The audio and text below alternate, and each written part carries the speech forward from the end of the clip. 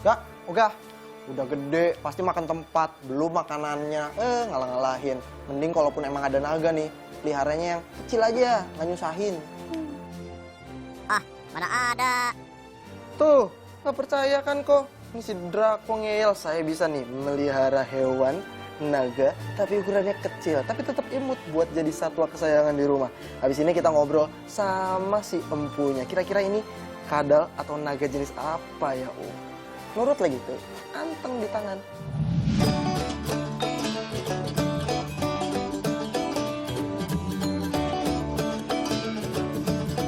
Tuh, ada beneran kan? Yaksa aja sampai jatuh cinta sama si dia yang berduri-duri badannya. Oranye merah matanya. Aduhai kecenya.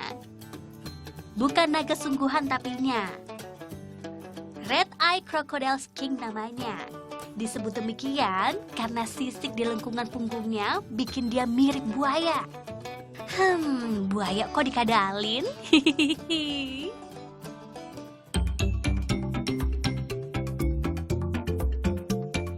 Balik lagi ke si kadal. Meski kadal, tetap aja banyak yang bilangnya naga. Mirip sih soalnya.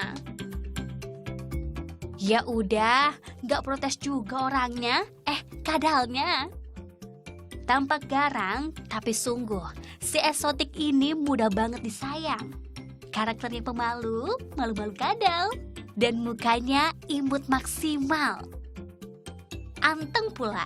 Gak suka berantem anaknya, kadalnya.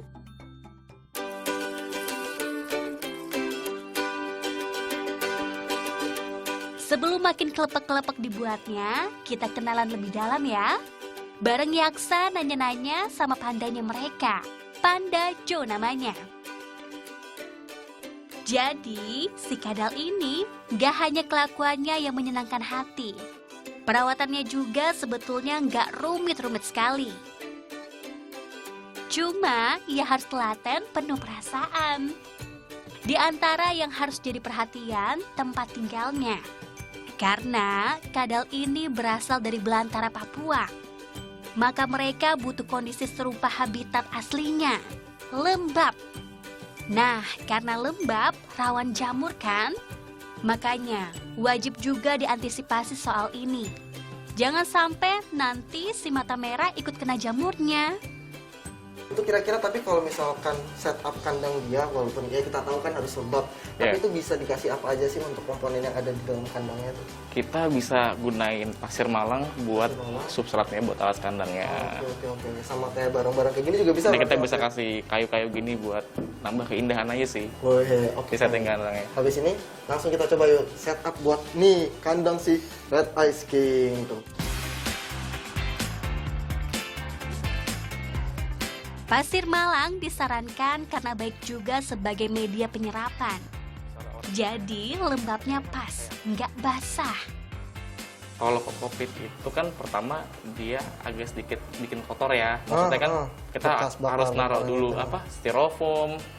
Habis itu baru kita timpain kokopit. Jadi kan agak sedikit repot. Kalau misalnya pasir malang gini nggak terlalu repot. Jadi hari ini kita nge-setup kandangnya tuh yang simple. Tapi kalau misalkan ada yang nggak punya nih si pasir malang, sebenarnya ada alternatif lain nggak sih?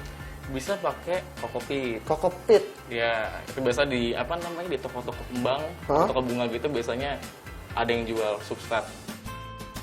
Pakai ornamen seperti ini, selain akan hadirkan nuansa natural alami, juga relatif aman buat si calon penghuni. Selanjutnya, masukkan air. Sekali lagi, jangan terlalu banyak, supaya tidak menggenang dan terlalu basah. Sip, siap ditempati deh kalau udah begini. Roomnya udah jadi nih, udah rapi tempat tinggalnya. Tapi kalau soal makanan mas, ini yang Mas Jo rekomendasiin buat dia tuh makanannya apa mas jenisnya? Jadi gue paling rekomen buat ngasih makan Red Eye Crocodile King ini pakai maggot ya. Maggot? Pakai ini Black Soldier Flea itu. Jadi dia larva dari lalat. Oh, larva lalat. Tapi kalau misalkan nggak ada si larva lalat, itu bisa apa ya namanya? Bisa pakai makan apa lagi? Mungkin kita bisa kasih dia makan ulat Hongkong. Di toko-toko burung banyak jual kan, sama jangkrik. Tapi tetap harus hati-hati ketika memilih jangkrik pakannya ini. Ukurannya diantaranya, kalau jangkriknya lebih besar dari si kadal, bisa-bisa si jangkrik yang justru menggigit kadalnya nanti. Alternatif pakan lainnya, ini misalnya. Magot tuh apa sih nilai plusnya gitu buat pakannya si red eye skin tuh, dianya apa sih? Karena magot ini punya kandungan kalsium yang 23 kali lipat lebih besar dibandingkan jangkrik ataupun ulat hongkong. Oke. Jadi kita nggak perlu kasih dia tambahan kayak kalsium gitu. Udah pakai magot aja udah cukup gitu. Mantap. Jadi nggak perlu repot-repot. Jangan heran, nggak usah sedih kalau makanannya agak-agak dicuekin.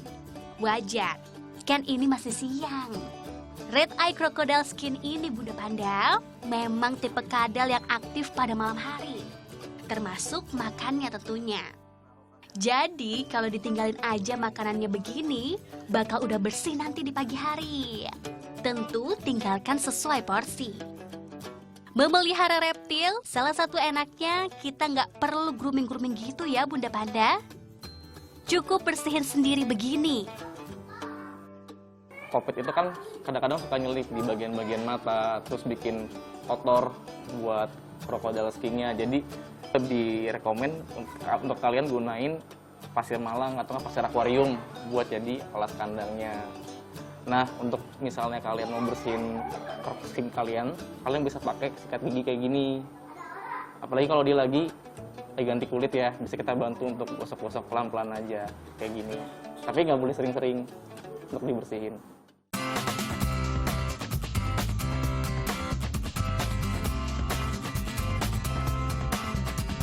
Terakhir nih Mas, kalau ada yang tertarik nih mau ngerawat ini di rumah, sebenarnya ada tipsnya nggak nih? Atau yang sering salah dilakuin tuh apa? Biar nggak diulang lagi di rumah.